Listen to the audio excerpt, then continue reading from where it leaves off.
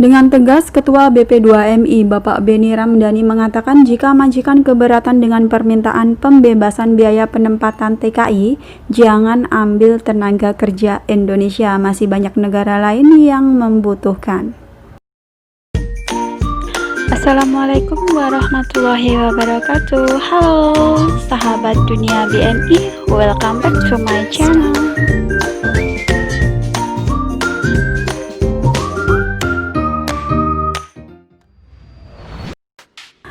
Taiwan sangat keberatan kalau Indonesia bersikukuh minta biaya penempatan ditanggung majikan semua.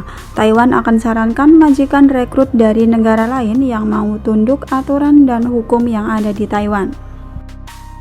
Kepala BP2MI mengatakan pembebasan biaya penempatan pekerja migran adalah mandat dari undang-undang, yaitu UU Nomor 18 Tahun 2019 tentang Perlindungan Pekerja Migran Indonesia.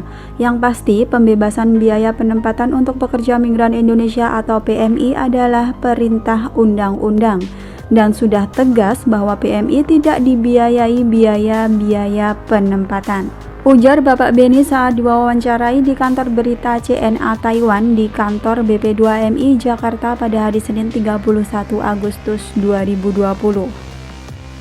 Jadi peraturan baru yang membebaskan biaya penempatan bagi PMI ini masih berselisihan ya guys dengan negara Taiwan, yang mana mereka merasa keberatan jika semua biaya dibebankan kepada majikan.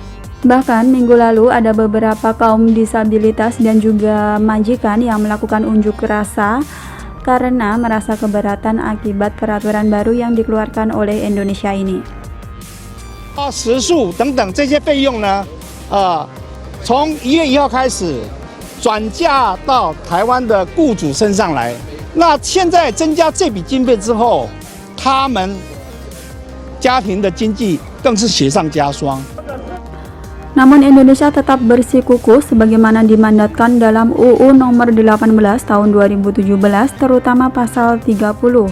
BP2MI telah menerbitkan peraturan BP2MI yang progresif dan revolusioner melalui pembebasan biaya penempatan melalui peraturan BP2MI Nomor 09/2020 tentang pembebasan biaya penempatan pekerja migran Indonesia.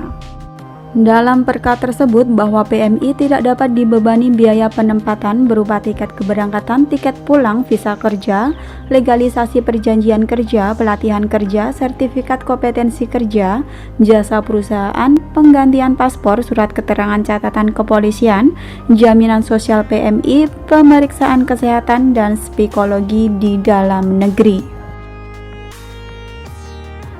PMI juga tidak dibolehkan dikenakan biaya untuk pemeriksaan kesehatan tambahan jika negara tertentu mempersyaratkannya transportasi lokal dari daerah asal ke tempat keberangkatan di Indonesia dan akomodasi, tegas Bapak Beni. Peraturan BP2MI tentang pembebasan biaya penempatan PMI tersebut akan membebaskan biaya penempatan pada 10 jenis jabatan yang terkategorikan sebagai jabatan informal dan jabatan rentan. Yang ke-10 jabatan tersebut antara lain adalah pengurus rumah tangga atau PRT, pengasuh bayi, pengasuh lanjut usia, juru masak, supir keluarga, perawat taman, pengasuh anak, petugas kebersihan, petugas ladang atau perkebunan, dan awak kapal.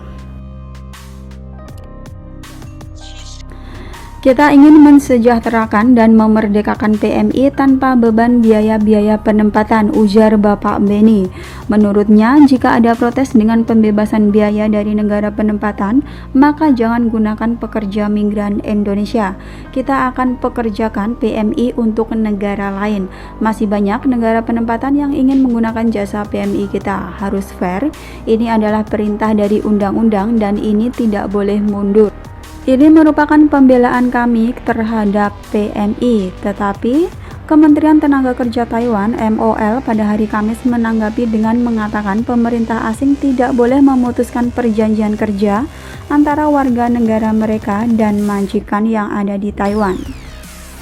Dalam sebuah pernyataan kepada CNA, Badan Pengembangan Tenaga Kerja atau WDA, MOL mengatakan biaya terkait seperti tiket pesawat, pelatihan, dan biaya visa adalah kesepakatan antara majikan dan pekerja, bukan ranah pemerintah di negara asal pekerja. Lebih lanjut, sebagai indikasi ketidaksenangan dengan langkah sepihak oleh Indonesia, WDA mencatat bahwa majikan Taiwan dapat mempekerjakan tenaga kerja migran dari negara lain. Selain Indonesia, pemberi kerja juga dapat memperkerjakan pekerja dari Vietnam, Filipina, dan Thailand untuk bekerja di Taiwan. Kontrak harus ditandatangani sesuai dengan hukum dan berdasarkan hukum yang ada di Taiwan yang dengan jelas menyatakan hak dan kewajiban dari kedua belah pihak, kata WDA.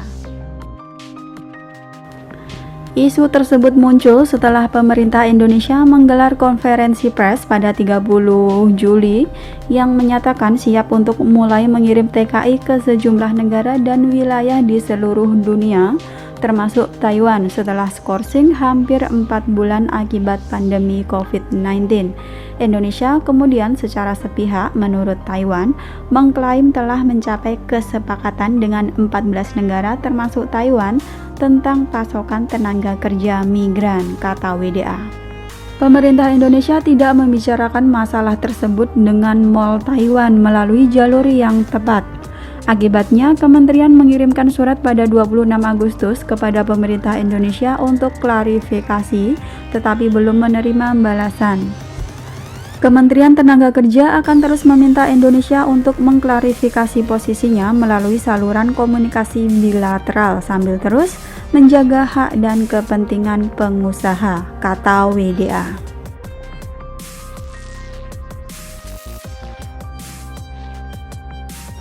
Menurut Bapak Beni, biaya penempatan seharusnya hanya 14 hingga 17 juta rupiah atau sekitar 27.000 hingga 33.749 NT dolar. Tetapi karena pekerja migran tidak dapat memperoleh pinjaman dari bank, banyak yang melalui broker yang mengenakan bunga sangat tinggi. Beberapa harus membayar hutangnya yang menjadi 70 juta rupiah. Oleh karena itu, biaya penempatan harus sebagian dibayar oleh pemberi kerja di luar negeri dan sebagian lagi adalah pemerintah Indonesia, tambahnya. Ini adil dan juga diwajibkan oleh hukum yang ada di Indonesia.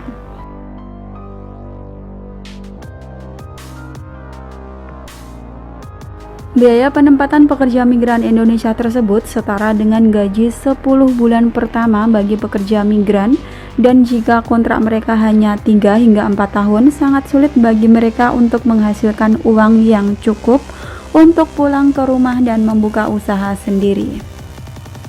CNA telah menghubungi kantor perwakilan Indonesia di Taiwan untuk informasi lebih lanjut tentang masalah tersebut, tetapi belum menerima tanggapan resmi hingga saat pers.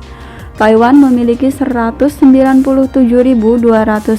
pekerja migran Indonesia yang dipekerjakan di sektor kesejahteraan sosial pada akhir Juli menurut statistik MOL.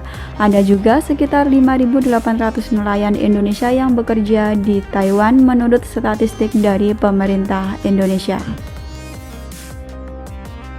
Yap guys, jika tentang biaya penempatan ini dibebankan kepada majikan akan disetujui dan berjalan lancar, tentu akan bagus sekali ya buat para PMI.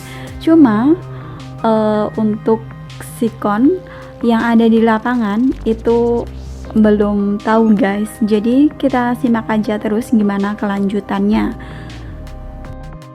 Saya berharap perlindungan terhadap PMI semakin baik, tidak malah membuat masalah baru dan membebankan PMI serta dapat menyudutkan para PMI. Thanks for watching and see you next video. Wassalamualaikum warahmatullahi wabarakatuh. Bye bye.